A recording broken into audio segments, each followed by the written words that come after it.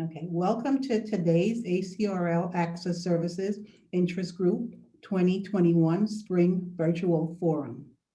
I am Renice Johnson, Head of Access Services, Systems Librarian at Morgan State University in Baltimore, Maryland. Joining me on monitoring this chat window today is Joanna Messer-Kimmett. She is the User Services Coordinator, Liaison Librarian at California State Dominguez Hills. Today's session will give you tools to help you meet the needs of your communities without sacrificing boundaries. You will learn ways of providing customers with resources even when exactly what they want is not available. And you will also learn how to support autonomous decision-making for your team when it comes to customer service. We are pleased to have Naomi Keppler and Krista Regester presenting today. Naomi is the Assistant Library Manager at the Rosedale branch of the Baltimore County Public Library. She has over a decade of public library experience working in Central Maryland with Carroll, Frederick, and Baltimore public libraries, the majority of which has been in management. With humble beginnings as a library janitor, Naomi has experience in mobile, technical, circulation, and information services. She received her undergrad and graduate degrees in library science from Clarion University in Pennsylvania. Krista has worked in a multitude of locations throughout Carroll, Frederick, and Baltimore County public libraries over the past 12 years, with a specific focus on leadership. Working within different environments and communities has allowed her to pull from past experiences and hone her problem-solving skills. Krista feels strongly about taking the initiative and supporting all anti-racism's effort while working towards a collaborative narrative. Thank you for being here with us today for Dude, Where's My Yes? Naomi and Krista, the floor is yours whenever you guys are ready. Wonderful. Thank you so much. Renice saw us at the Maryland Circulation Conference, and she was so kind to invite us here to speak with you all today. So thank you to Renice, thank you to ACRL, and of course, thanks so much to Joanna and Elois for walking us through kind of what this would look like and helping us with tech troubleshooting. And of course, thank you all for being here. We're so excited to present this to a new audience, the ACRL audience, as we typically work with Baltimore County Public Libraries. So we have a lot of experience in public librarianship, and we're excited to bring this to you all today. We're going to have a good mix of content that applies to both supervisors and folks who maybe aren't in supervisory positions, both working internal and externally with customers. And yeah, we think what we're talking about today will resonate with you in a variety of positions, as well as different things that you're doing throughout your day. Like we said earlier, the chat is open today. Feel free to use it. Please make sure that it's set to all panelists and attendees. If we will have time for question and answer at the end, hopefully, so feel free to use the Q&A function that should be at the bottom of your screen to ask us questions anytime throughout. We will, throughout this presentation, have a few things that are really interactive. So please feel free to, type notes in the chat anytime. We're really excited to get to know you all and to learn more about kind of the things that you're facing in your lives. So yeah, let's go ahead and get started. Like Renice said, my name is Naomi Keppler. My pronouns are she, her. And Krista and I both work in Baltimore County, which is the third most populous county in Maryland. And we have 19 branches. So I work in one of those branches on what we call the east side of the county. It's one of our medium-sized branches.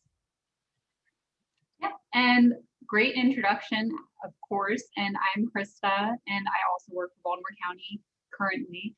I am a little bit differently of a position. So I am the Collection Development Support Supervisor. So that's in the administration offices in the back of house. So throughout the presentation, we'll definitely have a perspective for internal and external customers. That'll hopefully help you with both.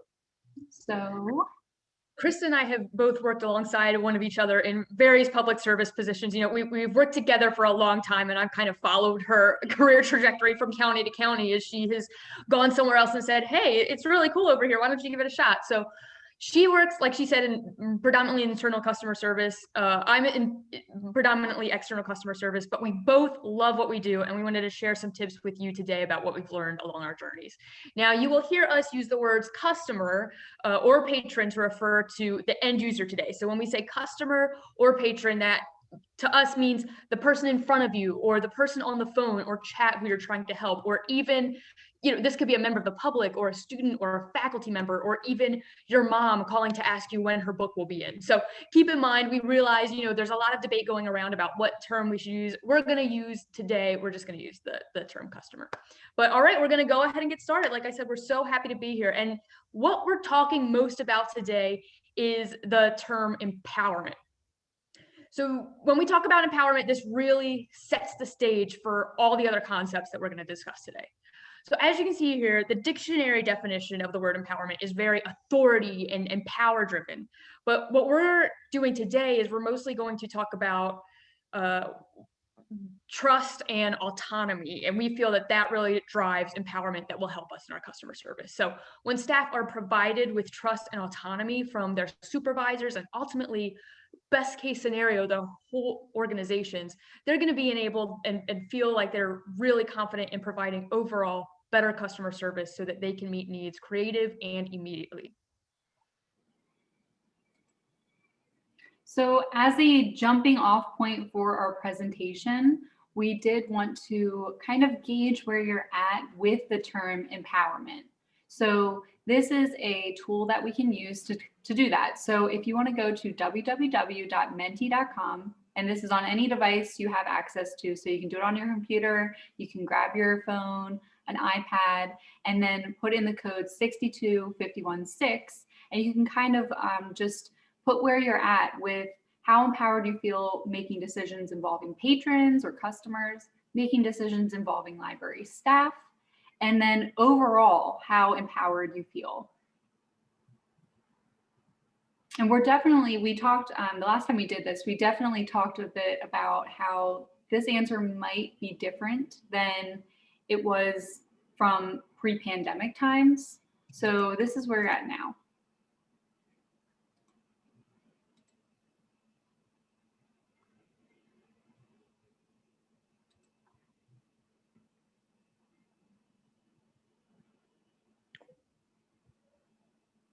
Okay, great. We got some answers. Yeah, and this, you know, I've been thinking about this in terms of what kind of engagement we get with the audience today, how different it would be between the academic world and the public library world. And it seems like from when we presented this to public librarians, like these, to me, if I remember correctly, Krista, seem higher. So I think that's really interesting and says a lot about what you all are doing, probably nationally, to make sure that staff are feeling empowered to do this important work. So that's great. Thank you all so much for participating in that. Yes, thank you. We definitely see a difference in the empowerment levels for involving patrons, and then whenever you have to make decisions involving staff. That does mirror our previous answers as well. Which makes sense because, you know, when we're doing frontline customer service, you know, anyone at any level is constantly doing that in and out every day. But when it comes to other colleagues, sometimes people may not feel like they're able to say things, you know, unless they're a person-specific supervisor. Absolutely. All right, that's great. Thank you. And just to let you know, whenever you're provided the slides for this presentation, this information will still be there, so you can access it later.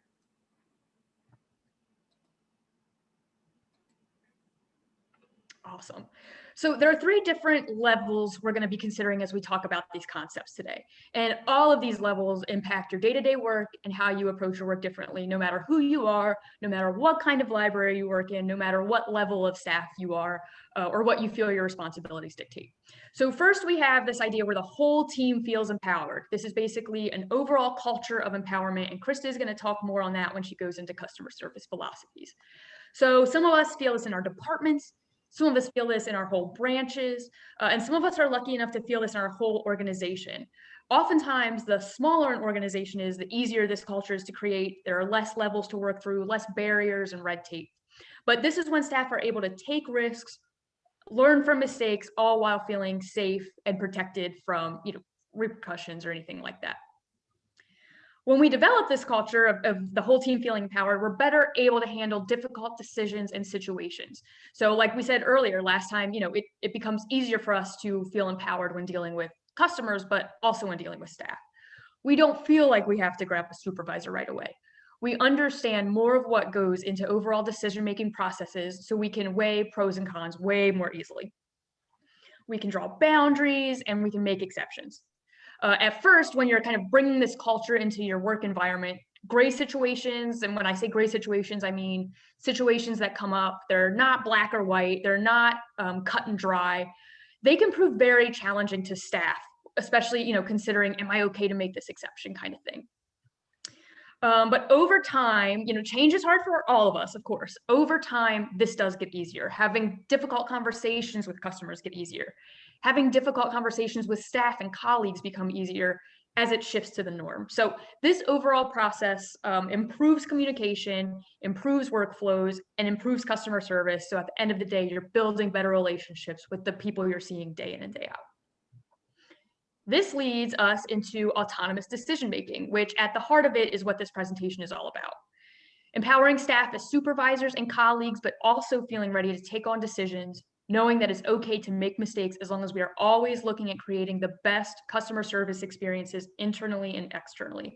And that takes a lot of teamwork. It takes a lot of talking about what this looks like in your department, and honestly, a lot of self-reflection, at least it did on my part. But it does get easier, and it's really important as the scope of our work is changing, especially when you think of how the scope of our work is changing due to COVID. This is really essential in providing the services that our communities deserve and really need.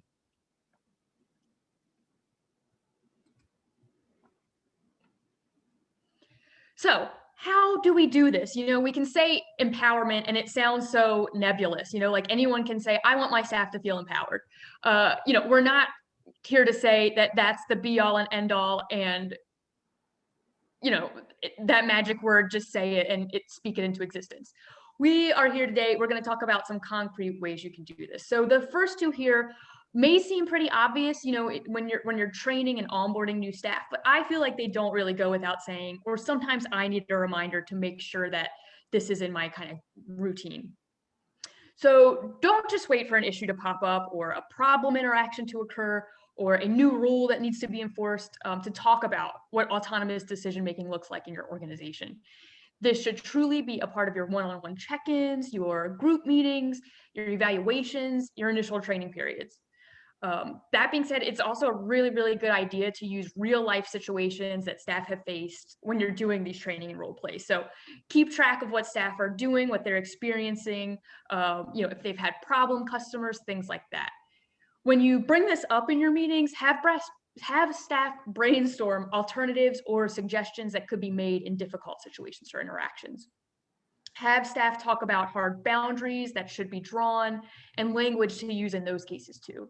When these kind of conversations are conducted every day or at least on a regular basis, you're constantly having those role play interactions so you can repeat the language that you want staff to use in difficult conversations.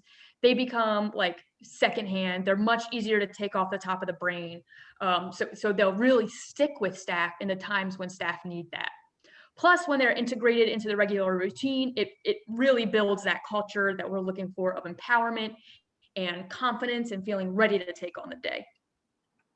Next, really work with your staff and with your colleagues. If you're not a supervisor, these are all also still things you can do. Celebrate the yeses and the nos. In staff meetings, have staff share about instances in the week or the month where they were able to make an exception or find a really cool creative solution for a customer or colleague. Or have staff share a time when they had to say no. We all have to say no sometimes. We have to draw boundaries. That's really important in customer service, as important as it is as saying yes. So make it clear the boundaries are healthy and essential to providing consistent customer service. And that's why we want to celebrate those no's as well. Have staff engage in discussions about other creative solutions to customer queries that may arise, and make this a regular part of your staff meetings. You can even, put it into the agenda, 10 minutes of, celebrating the yeses and the nos.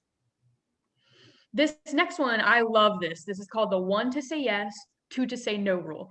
And it's a pretty simple concept that I learned from customer service researcher. His name is Shep Hyken, Shephyhykn. He's really cool. He does a lot of blogging about customer service and just some stuff that, even though I've been in customer service for a long time, I might not have thought of, or I may have thought of it, but it would help me to put a name, like a name to the term, I guess. So the 1 to say yes, 2 to say no rule basically means a customer service associate, or whoever is providing customer service at that time, they can't just say the word no without exhausting all options. So it basically takes 2 people to say no to the customer or the person in front of you, In other words, no requires the approval of a manager. So we've all been at a store or a restaurant dealing with some difficult issue or question. You're at a store and you're having a trouble with a return or something like that. And we've all heard, the customer service associates say, hold on while I get a manager to approve this.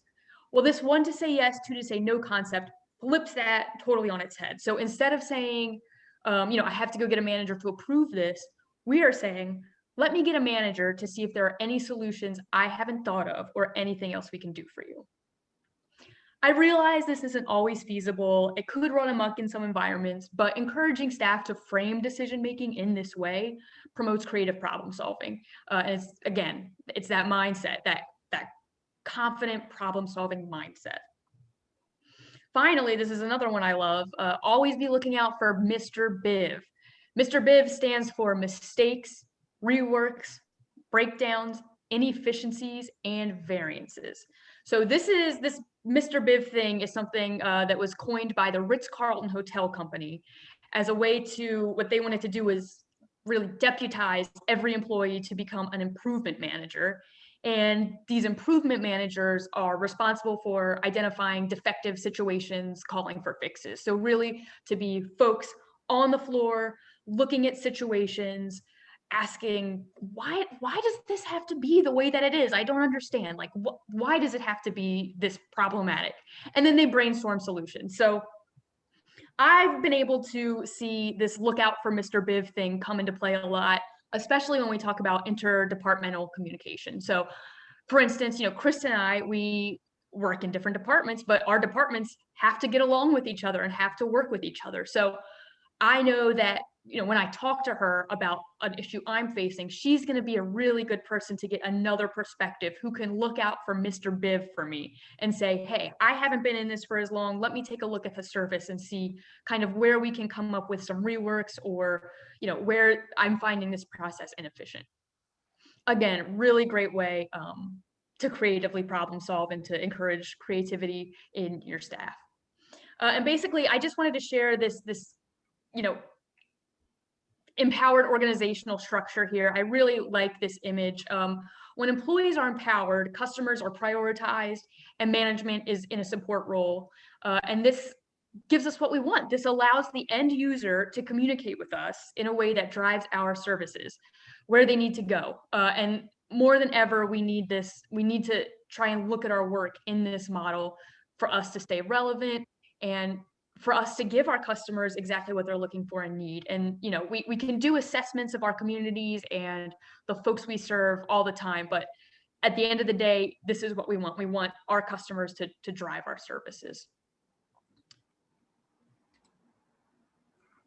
So remember when we said that we were going to give you guys some prompts to interact with us? Here is one.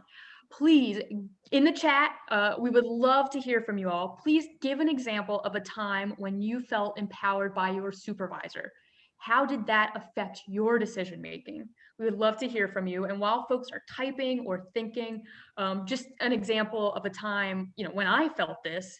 I remember I was working for a library system that at the time we did have a mission and a value statement, or a vision statement, I'm sorry, but we did not have any core value statements. And I was on the team that helped create these core value statements, as was our director at the time and the director staff. And I loved everything that we came up with, but 2 of the values that we shared just really, really stuck out to me.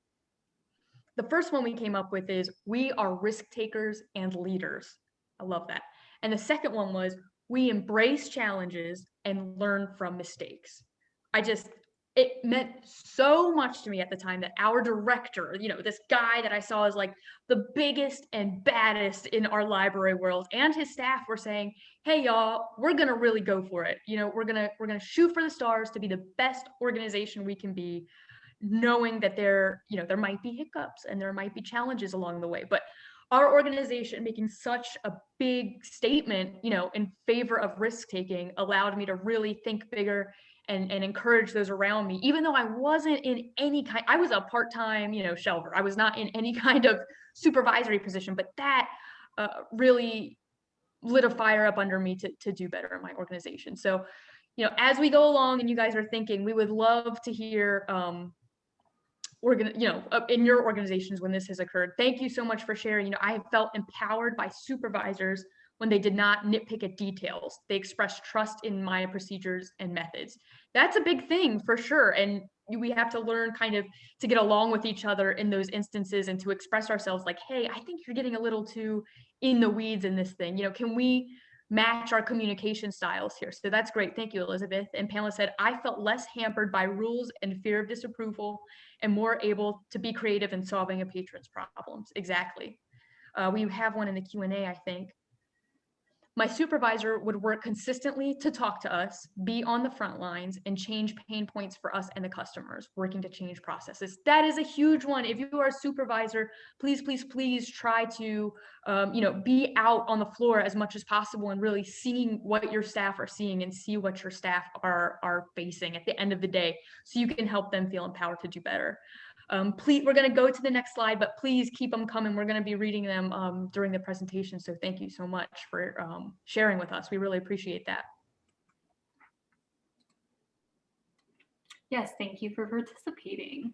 So we're going to move along to customer service philosophies. So each organization has a customer service philosophy, and I do believe it's important for you to either be familiar with it or to look it up now, or to at least be able to kind of marry your position to what the philosophy is, what the goal of the philosophy is. So whenever an organization has one, of course, there's going to be expectations for the overall organization, but then there will also be expectations in each department or branches for public libraries. So it's important to kind of know and communicate what those are. So you have your overall like big goal, and then you are the experts within your own department. So making sure that you know what communities you're serving, what your customers need, and what your internal customers need. And that's whenever those expectations come up. And then your personal expectations are also just as important. So do those match? Do they align with the mission of the company? And all of these together would hopefully provide a cohesive goal.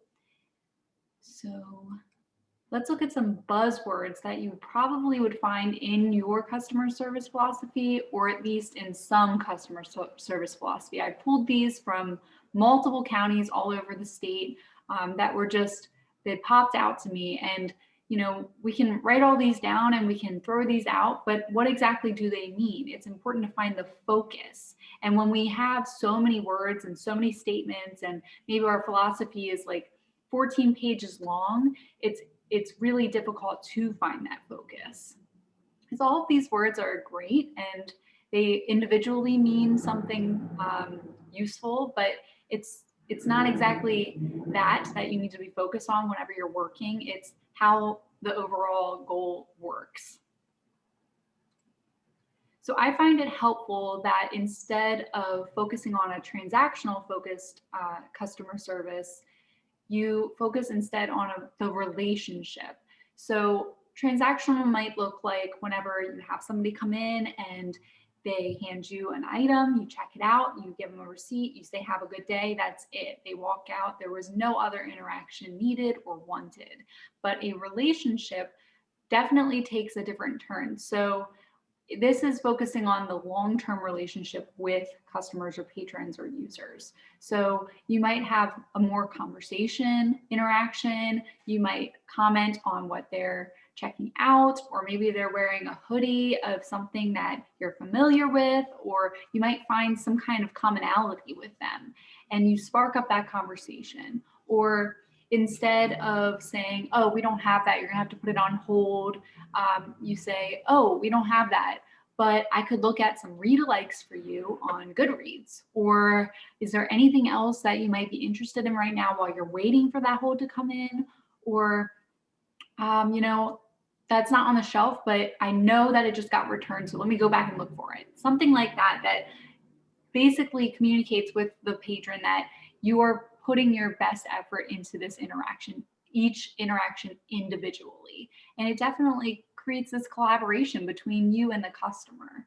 So, and it's also important that if you're doing this most of the time, those days whenever you're coming in and you don't have that emotional energy that it takes to have these conversations sometimes, that you don't always need to, you're going to have those days where you're depleted or you don't have the energy, and you need to be aware of your own compassion fatigue, because you know, this job definitely takes a lot out of you. So being aware of that and having this relationship based interaction with these customers allows you to kind of, you know, be able to sit back and just have those, okay, have a good day whenever you need to.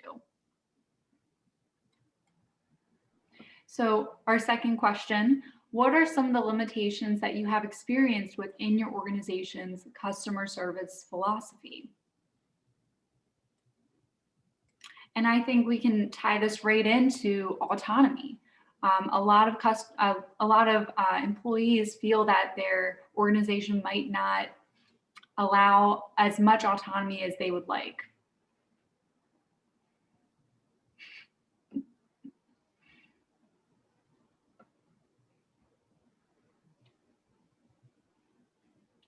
Okay, so we have, I do want to read this comment. My experience is that in general, public library staff are more relationship based.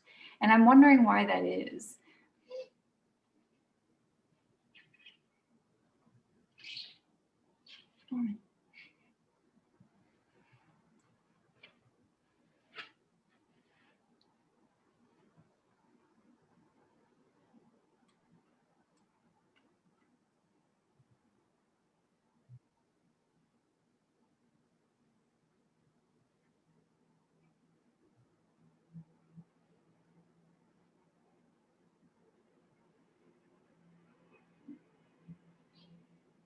All right, let's read this one. I felt empowered when I asked a staff member from another area to be careful what she says in the public service area, as students and others can hear. And when she asked the dean for clarification on the rules at the public service desk, the dean's response is that those rules were up to me.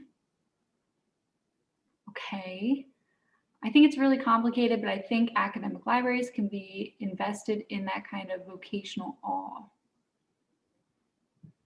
Our limitations are because we are a medical library and students and faculty have little time for conversations. Absolutely. And you don't always have to have that conversation, but even being, you know, you can tell if somebody is aware or available for this interaction, right? So we're not just like looking at the screen and not looking at the eyes of the person that we're helping, or, you know, we ask them if they want a receipt or giving them an option. I like the comment about the higher turnover of patrons, and maybe that's why there's that difference in between relationship building. Mm-hmm. Developing the relationship might be correlated to the length of the line. I love that, and I completely agree. And that's why it's important to do it when you have the time. So if you have one person in line and you can have that conversation or give a positive interaction, they're taking that with them. So whenever there's a line out the door, you have that chance to kind of just be like, okay, let's get this quick.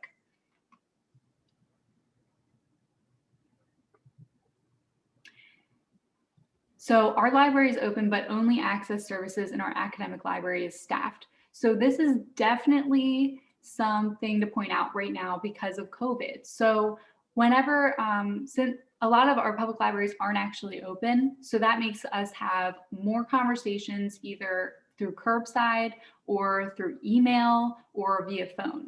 Most of the interactions I have with customers are over email. So I'm taking the time to respond. I know that if I don't have a chance to respond, I just let them know that I'm going to get to it immediately the next day, or I'll say something like, I'm going to talk this over with my staff and I'll get back to you as soon as I can. Just keeping that communication open and letting them know where you're at. It's similar to like showing them your screen whenever you're trying to explain something and letting them be a part of the conversation. All right, we're going to move on, but thank you so much. And I think there's some in the Q&A as well that we'll look at.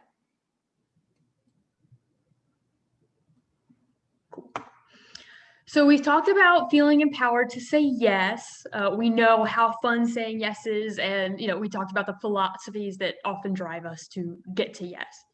That being said, we are not, we do not believe that there is nothing wrong with saying no, or we do believe, we do believe that there's nothing wrong with saying no. Sorry, there's a lot of like no's in my thinking, because that's what this is all about. So there is a good way to say no, though. Sometimes we just don't have the ability to meet the customer's needs, and we are all in a helping profession. It really stings for us when we have to say no, but here are some fast tips to make it as pain-free as possible. And maybe you love to say no, and you're like, oh, I need help to stop saying no, but this is for all of us.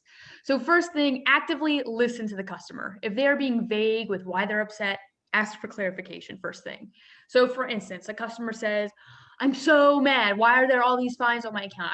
I hate it. I hate it. I shouldn't know this. Ask for clarification first. Do they believe the books were returned on time and they were incorrectly charged? Do they just think fines are immoral? What's the real situation here?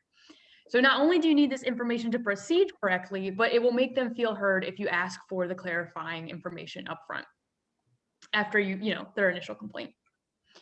Secondly, be honest, but be creative in the way that you say no. For instance, you look into this customer's account and they have a long and dirty history of bullying staff into waiving fines. So because of this reason, you're really not comfortable with waiving any more fines and you don't think the fine should be waived. Keep calm and carry on. Be honest that you are aware that there's a history of fines. So instead of saying, no, I'm not waiving your fees, instead say, hey, I see that we've worked with you to waive $200 over the past 2 years. I'm unable to waive any fines today, and in order to check out more books, we do need to pay the account down to zero. So highlight what we've done in the past to help, how cool and chill and fun we've been in the past, and use that language to demonstrate that you'd love to work with the customer to clear the issue and get to the place where both of you want to be. You want this person to check out books as much as anybody. You're both playing for the same team. It's not really an us versus them situation. So use language that demonstrates that to the customer. Explain the why. For instance, for us, we would say fines go directly back into the book collection so that we can supply books for all ages at the library. At least in the public library sphere, some people think that in addition to paying our salaries with their taxes, we magically get paid in library fines as if there's some kind of form of tip. So we like to let them know the why behind the policy or behind the decision making. Offer some workarounds. I'm going to go ahead and get to the workarounds on the next slide. But first, I want to introduce another term from Shep Hyken, who I talked about earlier. And this term is called Stepford service, which many of you may have seen either the 1975 movie Stepford Wives or the 2004 Nicole Kidman remake. But if you never saw the movie, it's basically about this neighborhood really of wives who are programmed to perfectly take care of their husbands and really devoid of any true personality. So Stepford service refers to customer service that is almost too perfect because it's kind of like robotic, making the customer service excellent, but the customer experience not so much. And when I think of the concept of Stepford service, I immediately think of Chick-fil-A and they're, when you go through the Chick-fil-A drive-through, and they take your order and you say thank you, they're always like, my pleasure, and just at a voice that I can't even get to. It's that immediate my pleasure response that almost, it sounds very rehearsed, very corporate, very robotic. So this works for a fast food place who needs to hurry on to the next customer in line to make money as quickly as possible. But for a library, I mean, especially in the public library realm, but I'm sure there are instances where this applies heavily to the academic library field. We want to build and sustain relationships. You know, you definitely want to build and sustain relationships with your faculty members, the folks on your team, the students that are coming to you, the student workers. You know, it's important to build relationships because that's how we build the best teams. So instead of giving them that immediately, you know, rehearsed robotic response, we really got to give our customers the old razzle dazzle, you know, put some personality behind your responses and really let the customer or, you know, the staff member, whoever, know you truly care about their experience and making the library a great place for them. Krista, you can head to the next slide for me to talk about workarounds. Awesome. So these are again, quick tips to try instead of turning someone away. Really, this is more about customers than staff or anything like that. You know, a customer comes to you and they have a request for an item or a service or something, and you have to say no because maybe it's out of commission at the time or it's not something you offer. So you know, think about other ideas you can use to help them with their problem. They might know their problem, but not a workable solution. So help them brainstorm, you know, try offering alternative services. For instance, if your scanner or fax machine is out of commission, you know, encourage them to use an app, you know, maybe to scan and email documents. Think about alternate resources. Even if your specific job doesn't require it, be sure to familiarize yourself with your library's databases and downloadables and just all the offerings that you can. I know it's a lot, but try and get familiar with what folks are asking for. Honestly, this is not just for customers and good customer service, but it will likely enrich your own life as well. For instance, at Baltimore County Public Library, we have this thing called the BrainFuse database. So while I can't tell a customer that a library staff member can tutor them or proofread their resume, I can say, hey, oh my gosh, we have this awesome database called BrainFuse. Let me send you the link to it. It offers live tutoring and online writing assistance. Here's how to access it. So what I'm saying is think about the services that your library offers, compare it to what you find patrons to be seeking. And if you can't make it happen in your library due to whatever reasons, make sure you always have an alternate or the next best thing in your pocket to give to that customer. Think about alternative locations for folks to have these, you know, inquiries answered or their needs met. So what we do at the library I work at is we have a quick reference sheet by all of our service points with alternate locations for services that our library just doesn't provide. For instance, you know, we have information that has the closest notary, the closest passport services, the closest faxing services at the ready. So if a customer calls, you know, we can't say that we offer these services here, but here's the closest location where you can have that done. In cases like this, again, I want to bring back Mr. Biv. Is this a service? You know, if people are asking for this, really think about and talk to your team and ask, is this a service that could be implemented here at the library? And, you know, maybe you do research and it's not, and that's fine. You have those other locations to send folks to, but really give it a thorough thought. And then finally, further, some questions to ask. If you have to say no to a lack of service at your library, you know, keep these questions in mind to kind of start your further conversation. So would you be interested in, have you tried, and could this help? Just trying to do whatever you can, again, to let the customer know that you care about getting them the help that they're asking for. Partner with the customer, work on it with them. Don't make them feel silly for having the questions that they do, you know, and if you've been through the same thing that they're working through, allow yourself to make some small, yet non-intrusive talk with them about the situation as time allows, like we talked about earlier. So, you know, I might say something like, oh, I remember I was putting the finishing touches on my resume and I use this really cool tool. Let me show you, you know, that way they feel more comfortable. And honestly, when the customer feels more comfortable talking to you, it's going to be easier for you to get to the root of what they're asking for. You know, we've all had those instances where we're like, what is this person talking about? Like, what the heck are they asking me for? So if you make it comfortable for them, you know, sometimes people are afraid to ask for help. So this can really help them out. See the transaction through, make sure there are no lingering uncertainties or confusions. Sometimes you have to look for nonverbal cues such as tone or body language, which obviously is super, super difficult right now. But just do your best and let them know that you're there to help them out. Someone just said, we keep a no, I love this. Someone in the chat just said, we keep a no notebook and review it often in the hopes of saying yes in the future. I love that. That's a great idea. And finally, practice a growth mindset. Every transaction, every interaction, whether it went great or you feel like you really tanked it, they're all learning opportunities. So use it to inform your customer experience philosophies as you develop and grow in your career, and you help others to do the same.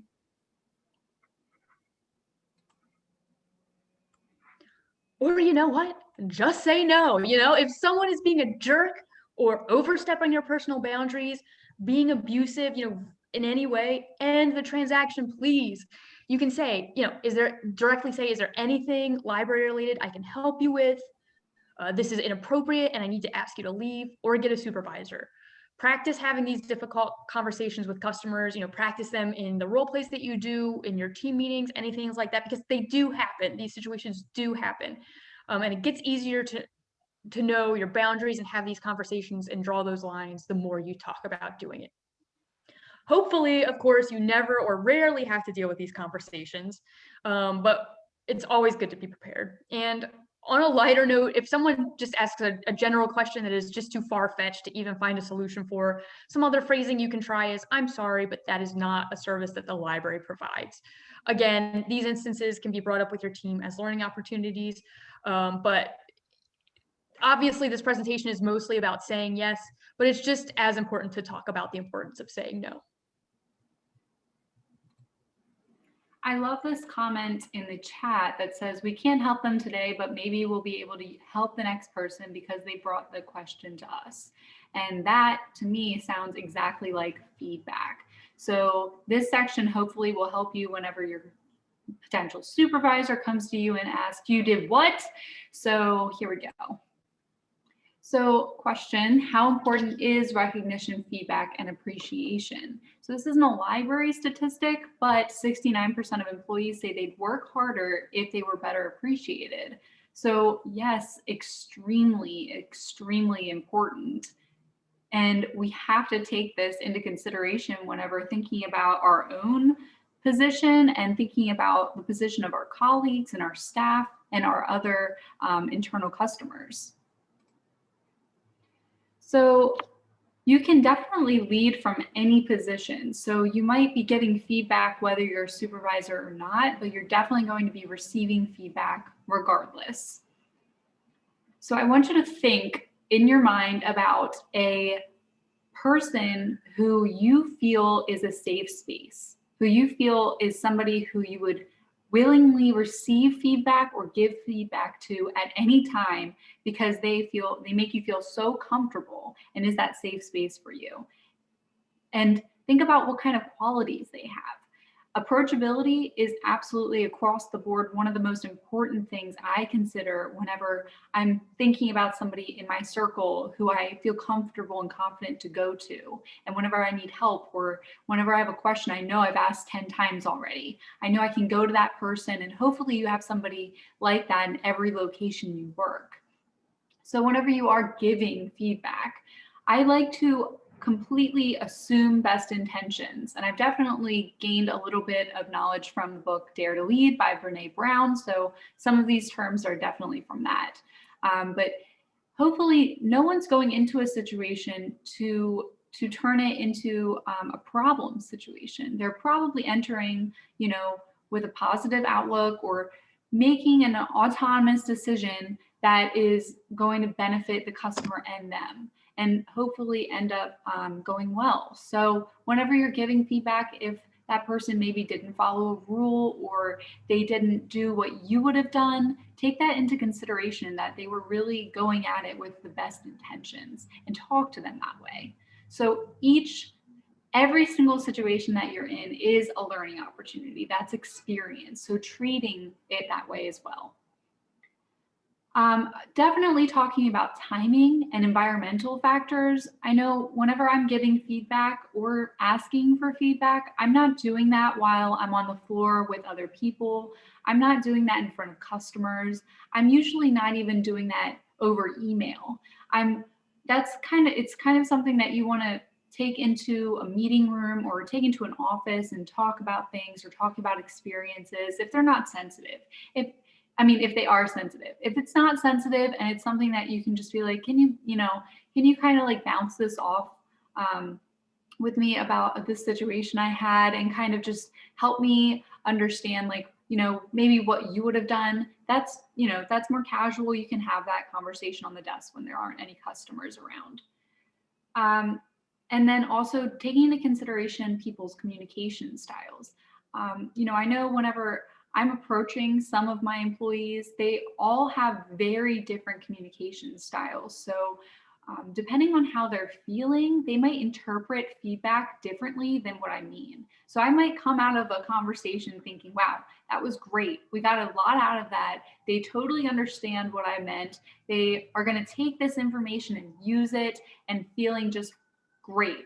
And they might have gotten a totally different impression. They might have perceived it differently because of how they were feeling. They were feeling anxious or nervous. So then hearing anything I said probably was coded in that anxiety. And they might not have received that great feedback or great conversation as positive.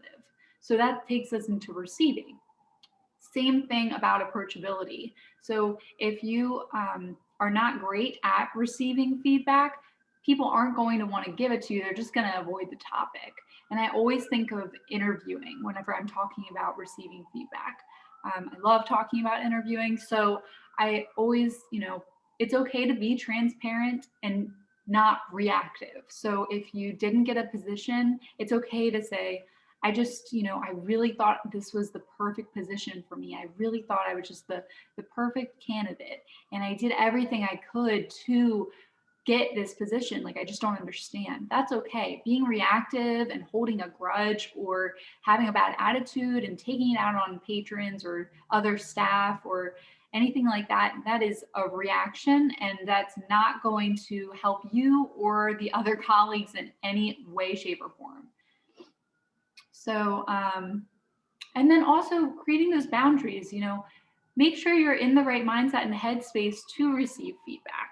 If you've had a really long day and there's things going on in your personal life, it's okay to say, I just have a lot going on right now. This would be super helpful if you could email it to me. That way I can just mull it over on my own. Or can we meet next week? Because I have too much. I can't even I wouldn't be able to accept this in a positive way no matter what.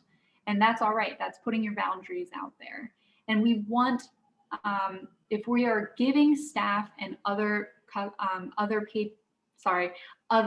colleagues autonomy to make decisions, we also have to understand that we are going to have to give them this feedback. So making sure that that's the whole goal. So I have two great graphics here from the book No Hard Feelings by Liz and Molly. So it's important to remember that whenever you're giving or receiving feedback, you have to be able to listen. So when you're listening to understand and not to respond. So of course, this goes directly into handling customers and users. And when they come up to you and they say, this wasn't late, I don't know why I have a fine, really listen to what they're saying, just like Naomi was saying, like really get to the bottom line of this.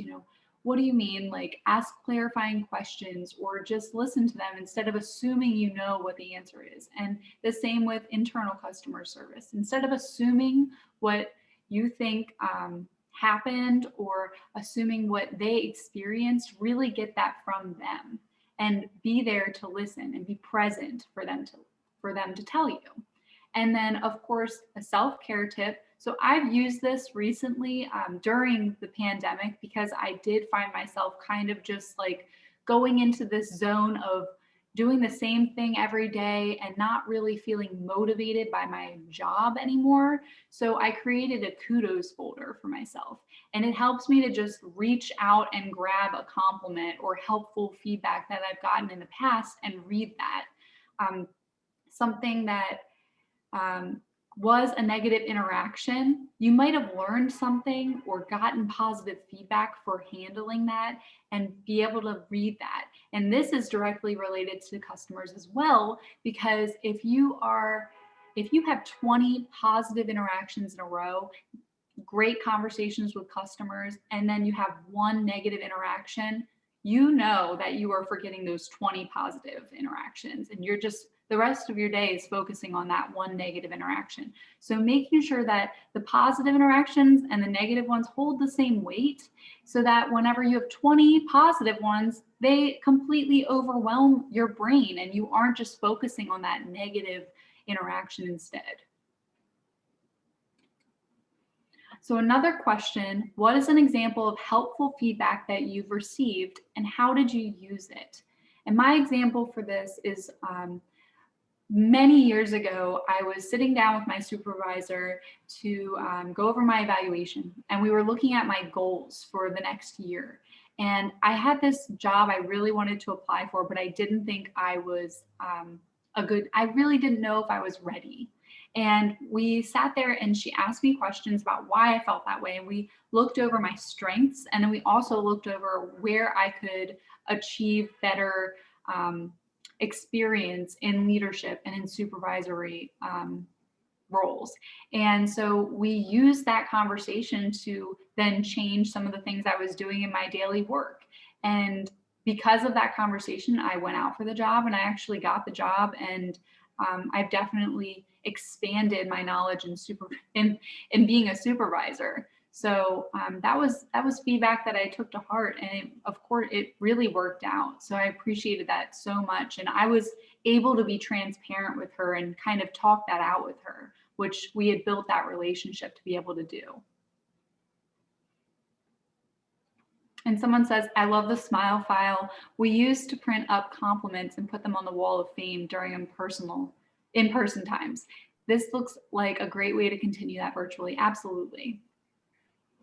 And my team has, we've definitely transferred into a virtual way. So we have team meetings every morning at 10 a.m. and it's just whoever's working that day, we bop in, we say good morning, we share what we're doing, because if we're teleworking, we don't see everything that's going on. So we just share, and we kind of, we might share positive things, or, oh, we had 20 people show up to that program last night. That was a great attendance, and things like that. And it keeps us all connected. And it really has helped with communication during this time where we're not in the office and seeing each other.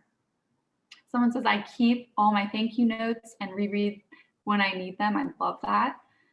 Everybody posted, I'm going to share it. It was just sent to all panelists, but I'm going to share it to all panelists and attendees.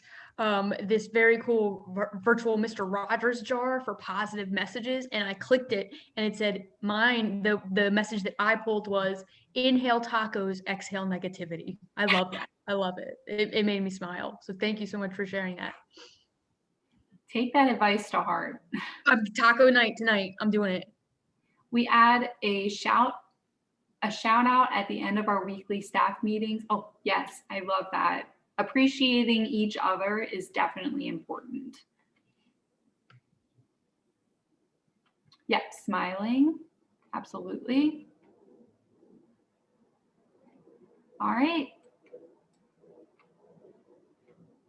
So, and if you can't really think of an example of helpful feedback that you've received, maybe this is, a sign that to give feedback more, try to promote this instead the other way, where express how your fellow colleagues have helped you, or if you see somebody handling a situation and you're impressed, tell them that, and they might be able to use that for further experiences. So we do have some questions just to consider, and these were specifically curated for libraries like yours. So we have, is the library allowing students to use the group study rooms? And is there a way librarians can help out at the circulation desk? So these are questions that I want you to think about yourself. And then if you're coming up with like creative answers or autonomous solutions, it's definitely worth talking to other colleagues or talking to supervisors about. And I definitely wanted to touch on the changing the schedule question, because it's so important right now, especially to communicate with each other and letting everyone know what you need. The best way that we can help our staff right now is to provide what they need individually. So each person is going through something different. So knowing what they need and asking what they need is important. So in this case, you know, that's an individual need. And for them to feel comfortable and confident in their work, that would be something that would help with that. All right. And then we definitely wanted to put a resource page up because we both have mentioned multiple people and books that have helped us not only create this presentation, but also just within our own work have influenced us. So the books we definitely recommend. The websites are helpful, the people are inspiring, and then the Instagram accounts are incredibly useful. These are experts, right? These are experts in their field, and we should get information from them because this is what they're here to do. And any questions, this is your time. So you can drop it in the chat, or you can also put it in the Q&A. Anything you want to ask, the floor is yours.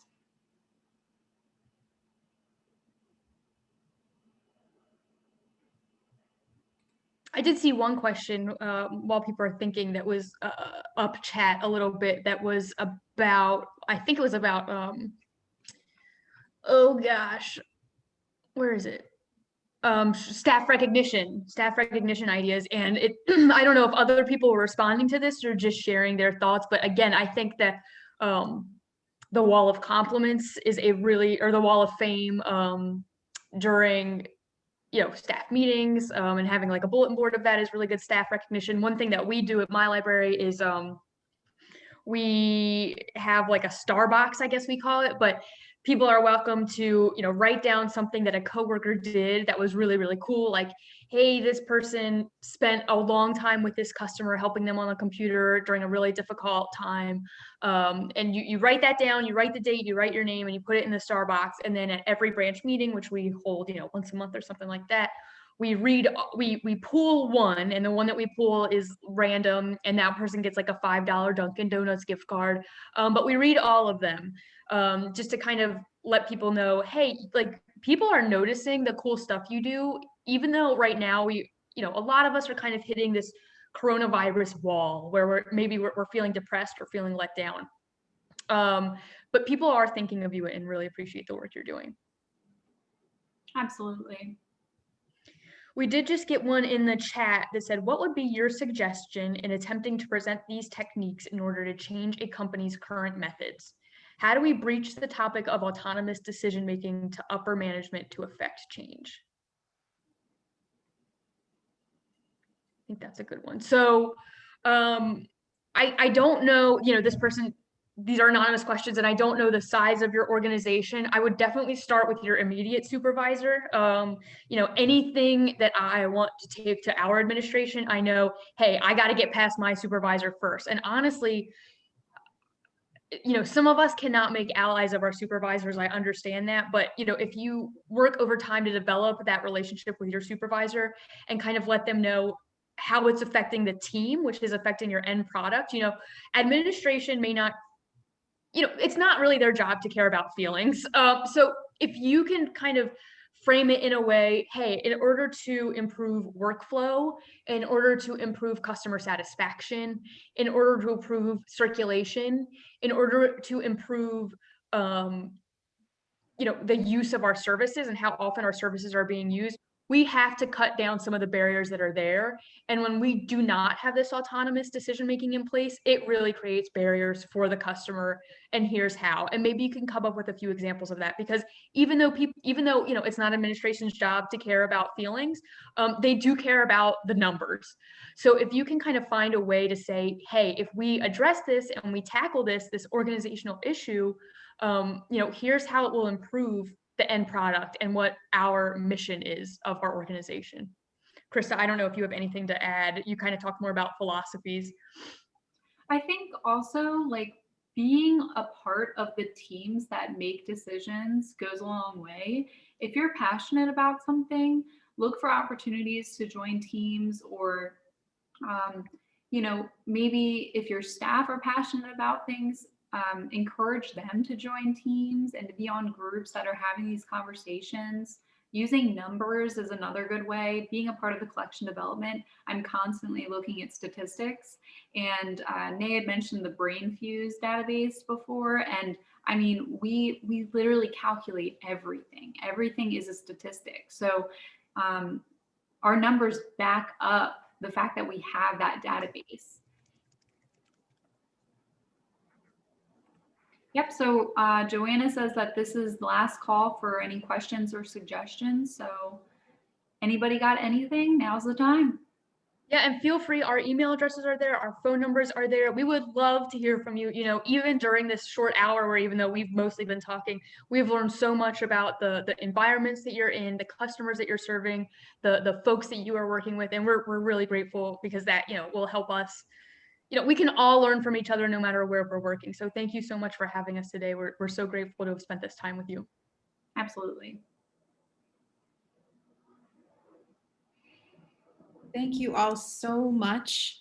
It's really been most excellent. And we are so glad that you made the time to be a part of our final spring virtual forum for 2021. Please join me in thanking our presenters, Naomi and Krista, on behalf of all of us in the ACRL Access Services Interest Group, and on behalf of my colleague, Renice Johnson. And also thanks to Elois Sharp from ACRL for hosting this session and providing the great technical support, as always.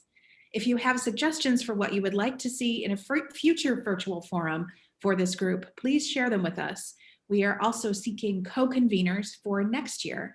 So we have emails that are going out regularly on the ACRL Access Services Interest Group within ALA Connect for information if you would like to reach out and become one of the co-conveners for next year.